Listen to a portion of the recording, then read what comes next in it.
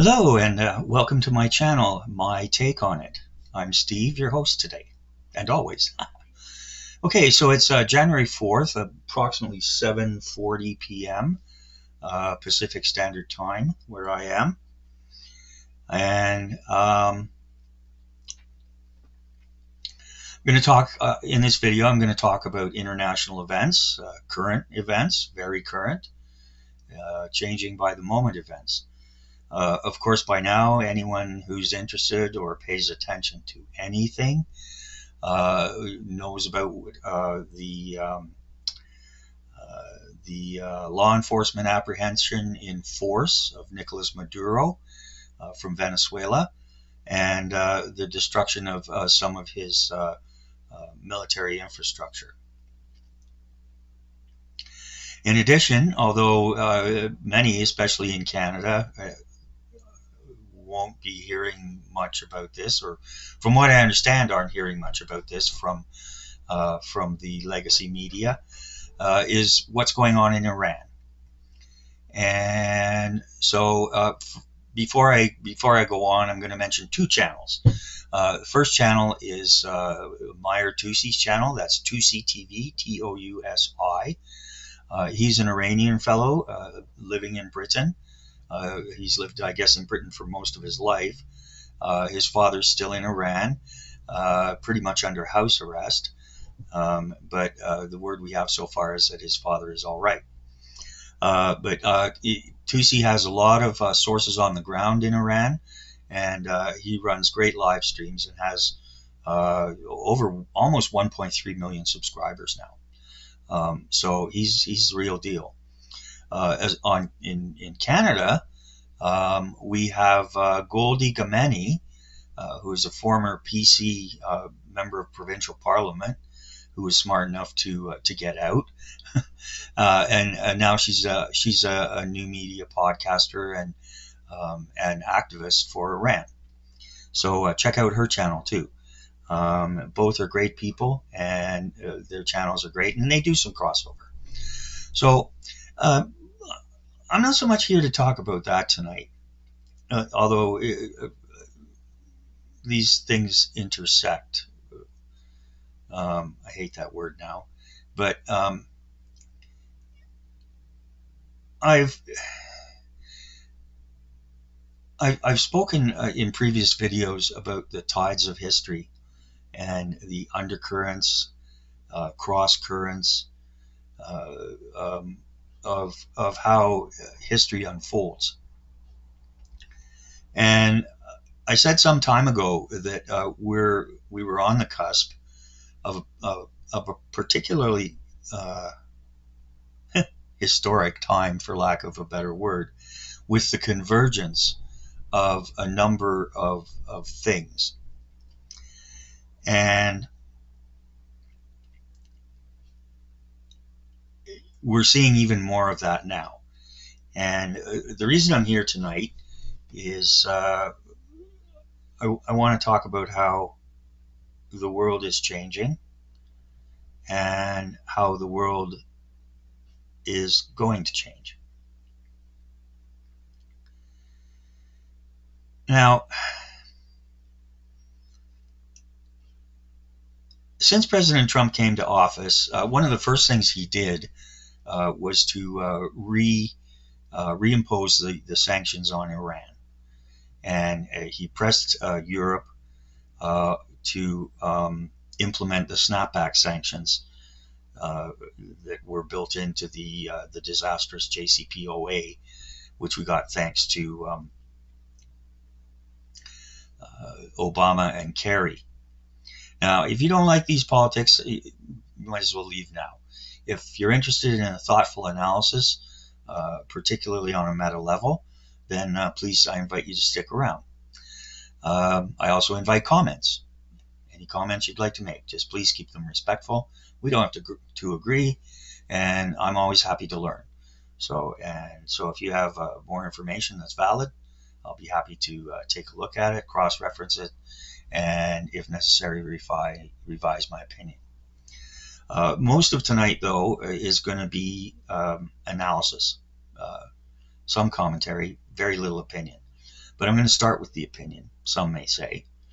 As I said, when President Trump came into office, he immediately did a number of consequential actions. And the reimposition of those sanctions on Iran, and later in the summer, the snapback sanctions crippled the Iranian economy, or the economy of the Islamic Republic, I should say. And it resulted in a very high inflation, crumbling, non-existent infrastructure. There's no water, even gasoline. There's even gasoline shortages. And the last I checked, the rial, their basic currency, was trading at a rate of 1.57 million to the US dollar. So you can imagine how difficult that is on regular Iranians. And of course, they've been seething for some time. There have been numerous uprisings, none of which were supported by Democrat presidents. And as a matter of fact, the regime's been enabled by Democrat presidents. You had Obamacare with the JCPOA, which right from the beginning, well, maybe not. Initially, it might have been a sincere effort, but it quickly became just getting a deal for any kind of deal. And then it even went beyond that into enabling and financing the mullahs. And when President Trump first came to office, he canceled that deal and reimposed the sanctions. And by the time Biden was elected in 2020, the Iranians were on their knees. They had very little money. They were spending money on their nuclear program and their missile program, but there was no more money. There was very little money flowing to their proxies, Hezbollah in Lebanon, ISIS in or Daesh as they call it in the UK, in Iraq and Syria, and even the Houthis. And then Biden came into power, and of course he jumped right back in bed with them, and sent them scads of money, removed the sanctions, so the oil started flowing again, and they got rich. And the result was October the 7th, 2023. Yeah. Okay, so I'm going to fast forward a bit from there. And as I said, President Trump came in, and obviously he's made some ground-shaking, earth-quaking changes that some people, usually people who are not interested in freedom and prosperity of the American people or Western society, don't like. And to that I can say, well, go jump.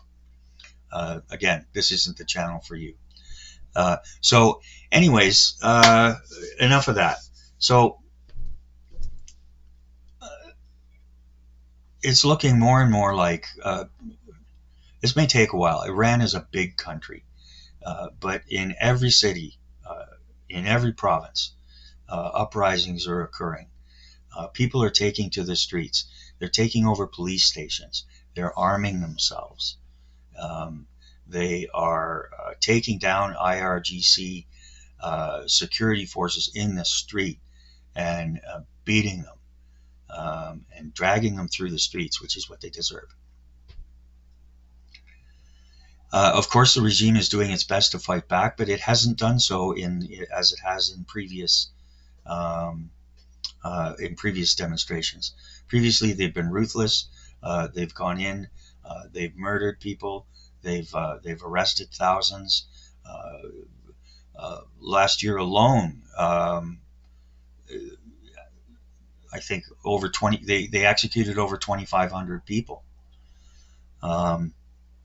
And of course, mostly political prisoners, gays, and all the usual stuff you get from these insane mozzies.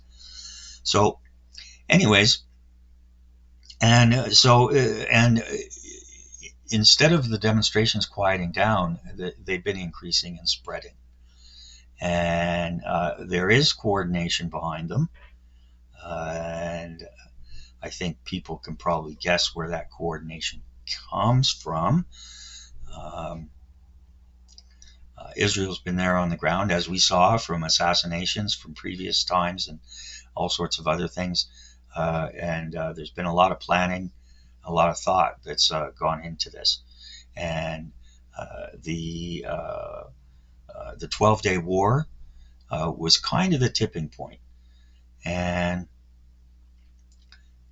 where people really saw, the Iranian people really saw that the United States was serious about Iran. And the other thing to note too is that the Iranian people, just to go back a little bit of history, under the Shah and his father before him, Iran was a prosperous constitutional monarchy. It had a democratically elected government. It was a secular, cosmopolitan society. And then the 1979 revolution happened, which was backed by Jimmy Carter and his CIA, who fomented the unrest in the universities and figured that they could use the Muslims to install a puppet regime. They brought the Ayatollah Khomeini back from exile in France, and so the story goes. Okay, the common thread you may note through this whole disaster has been Democrat presidents. All right, so here we are now today, and the United States, Donald Trump himself has expressed support for and they're not demonstrators anymore. They're freedom reclaimers, and it's spreading, and they're going to win. As I said, Iran's a huge country. This may take some time, but reports came out today that the Ayatollah has made arrangements to flee to Russia. Surprise. If the IRGC completely loses control, which it looks like they're doing, and in many cases the regular police are you know, they're switching sides and going with the Iranian people, because you know, they're just policemen. All right, really. I mean, and sure, you know, as with all policemen and so forth, but it's the IRGC that's brutal.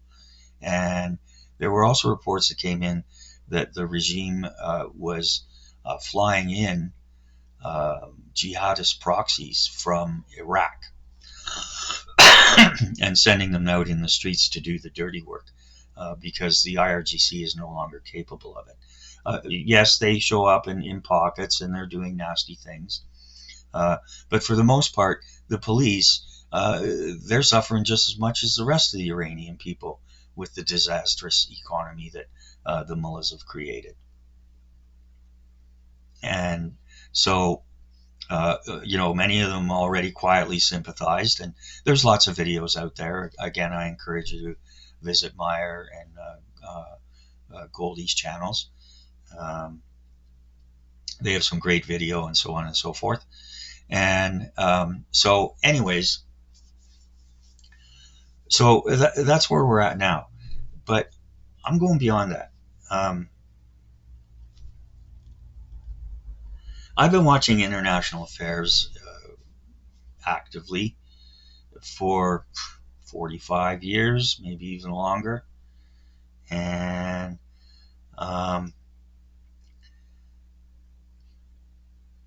especially after Venezuela, my spider sense started to not really tingle yet, but itch. Just a little niggle. Way back there. New year. Promises made, promises kept. Successful law enforcement operation. to retrieve or apprehend an indicted criminal, one who was indicted under President Joseph P. Biden, by the way, and was also whose regime was also declared illegitimate and a narco-terrorist regime. Well, good for them. Then they turned around and let a million of them into the country, the worst of the worst.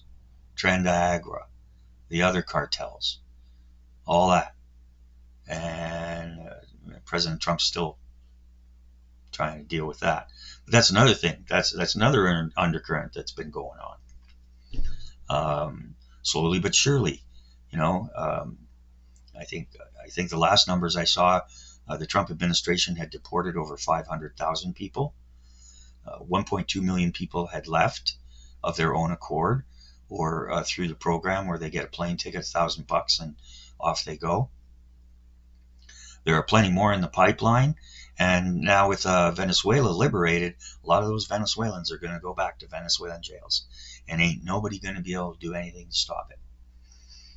In addition, the Supreme Court is about to swat down. It already did nationwide injunctions and all that kind of stuff. And then there's the birthright citizenship ruling, which I'm thinking 65-35 will go Trump's way for what his interpretation is. So there's lots of little undercurrents going on. But yeah, like I said, my spider sense started to itch a little bit. And then this morning I heard, and this has been verified, dozens of U.S. Air Force C-17 Globemasters flew in to various different UK Air Force bases. That was this morning, my time. And they've, at first, and, people who were, the mainstream media, the legacy media, the corrupt media, especially the BBC over there, they were trying to, they were saying, this is just kind of a routine, routine troop movements, equipment in and out. And no, it's not. Okay, it's not. And to the best of my knowledge, all of those that flew in have since flown out to Central Europe. But which is interesting. But what really sent my spider sense going ding, ding, ding, ding, ding, ding, ding, it was reported that many of those planes came from, well, now, what happened to your light, Steve?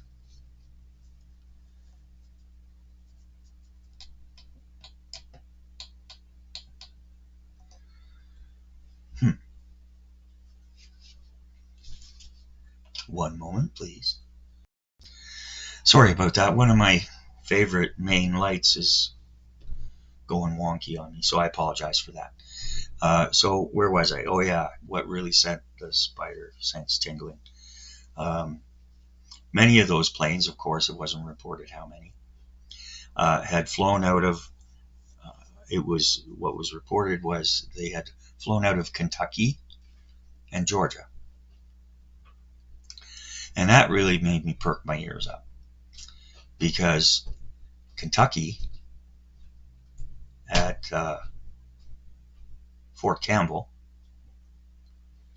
is the headquarters of the United States 101st Airborne Division.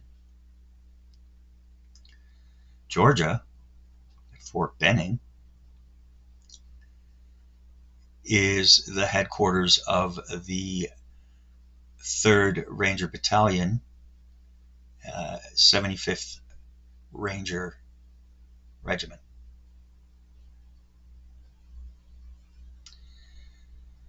And of course, each C-17 holds a lot of soldiers and a lot of equipment. So, as I said, they've since left, and at last reports they were in Central Europe. And I don't have a crystal ball, but I'm really starting to think that something really big,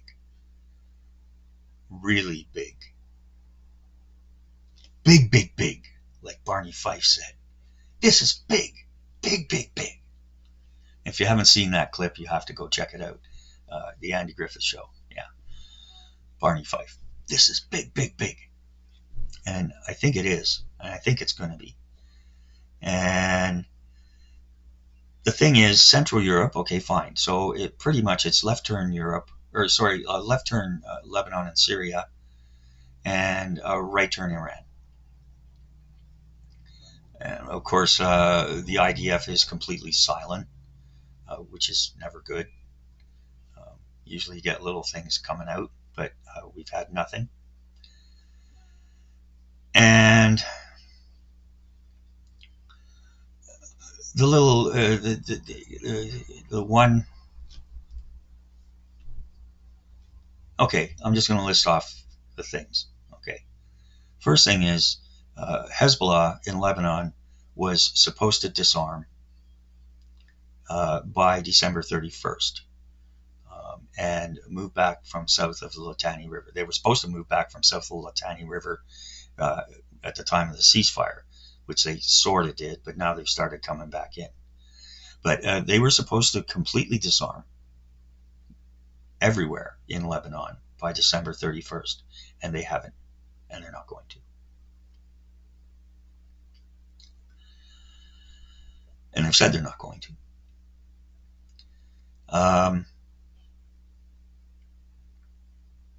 Israel just recently recognized Somaliland, which is not Somalia. They separated from Somalia after a 10-year civil war, which was very wise of them to do. They aren't really, I think Israel was the first country in the world to officially recognize them. Of course, all the Muslim dictators and their allies at the now completely irrelevant UN, in case you haven't noticed, won't recognize them, and much as France and everybody else refused to do, and when Haiti split from the French Empire. I make that connection on purpose. And so there's that. And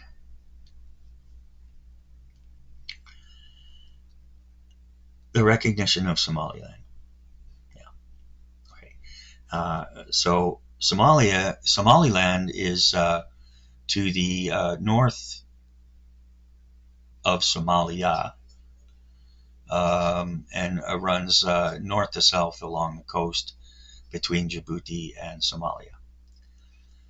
Djibouti is the main base in Africa, or at least in Eastern Africa, of the French Foreign Legion, as well as U.S. counterterrorism forces in the region. Also, very quietly over the last little while, the United Arab Emirates, who are Saudi Arabia and them are squabbling right now, but that's neither here nor there at this point. They'll come around. The United Arab Emirates has been constructing a military base there, and this is pretty much directly across from Yemen, where the Houthis are. And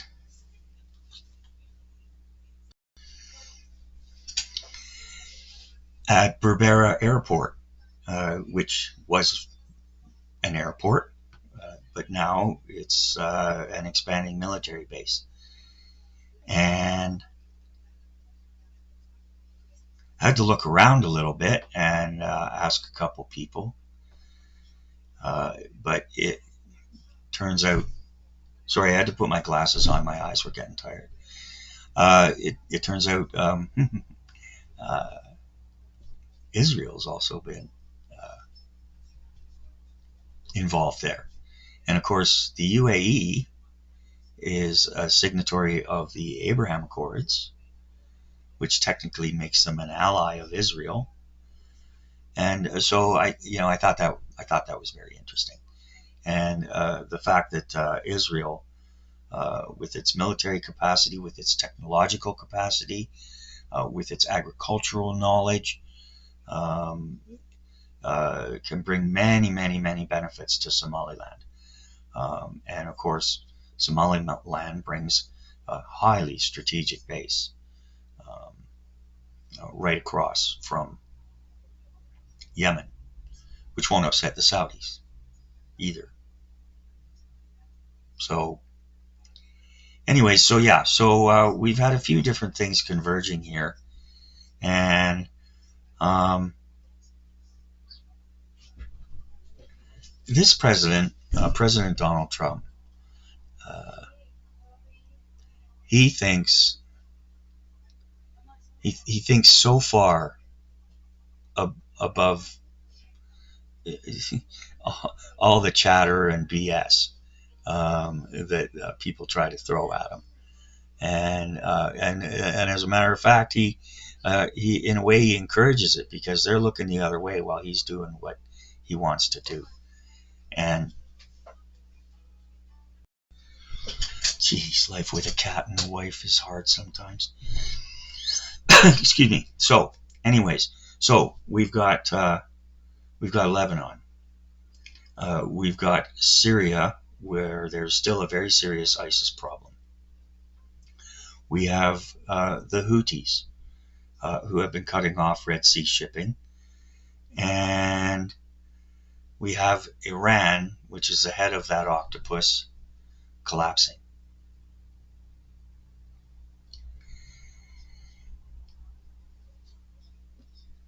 And we can back up a little bit. You have to remember too that President Trump had 4 years, 4 very difficult years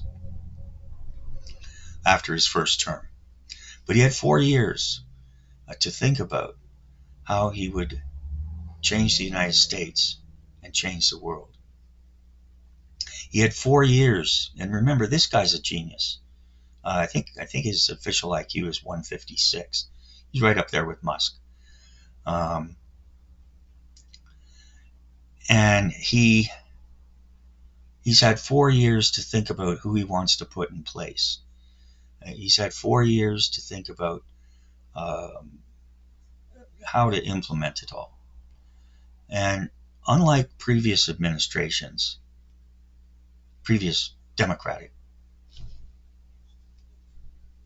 mostly administrations, he he's not the left and the progressives and the Soros globalists and all those people. They want you to think that he's some kind of stupid who just bounces around from crisis to crisis to crisis. Not at all. Not at all. 90% of what's happened since he took office is what he planned to happen and what he planned to implement. And we're seeing the results. Um, you know, when the sanctions were in place, the Islamic Republic was on its knees. None of their proxies had money, as I said before, um, and so. But then Biden came in and restarted the whole thing for them, and so what's happening now in Iran would have happened long ago if Biden had kept up the sanctions. Okay, so like so many other things, Biden and whoever was running the show there, Jill or elements of the State Department, whatever, I don't care. Um, They were a bunch of traitors. They were traitors to the United States, and they were traitors to human decency, for heaven's sake. Not to mention being elder abusers. But moving on, Steve. Okay, so that's how I'm seeing things here. And like I said, we've got left turn Syria, right turn Iran. Overarching all of this, even beyond the Abraham Accords, is the the conceived trade route from India to the Mediterranean. And the biggest obstacle to that trade route, and this is a real thing, and the biggest obstacle to that trade route was the Islamic Republic of Iran. To have trade routes, as we've seen in the Red Sea, trade routes have to run through stable regions. Otherwise, things become a disaster. And I I don't understand why the Houthis just weren't pounded into sand long before this. My only thought is that they just found they just weren't worth it. Okay, Israel hits them when they need to be hit, but for the most part, they've been pretty quiet. And of course, now they're losing their sponsor, as well as there's an opposition. I'm not going to get into whole Yemeni politics. It's insane because you're dealing with insane people. I don't know. Anyways, there's an opposition. There's opposition rebels who are ostensibly fighting the Houthis, who are really just a tribe. It's all about tribes over there, as we've seen in Minnesota. And so, but this is why I think so. So yeah, you've got this this proposed trade route, which includes a canal going from the north of through Israel on its southern border.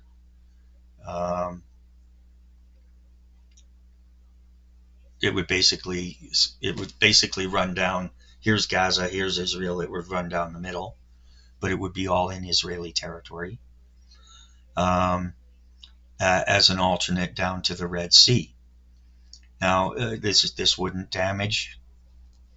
This wouldn't damage Egypt's economy. The Suez Canal is great, but it gets backed up a lot, and also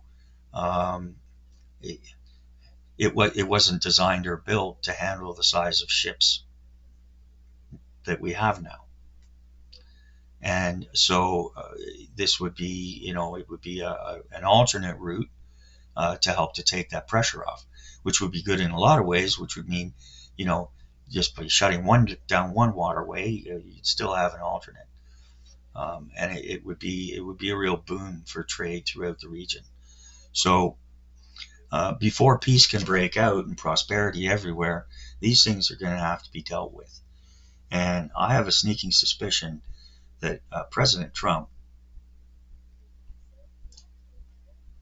the Israelis, of course, the Saudis, and maybe a couple of other players are getting ready for a big knockout punch, or actually numerous knockout punches all at once.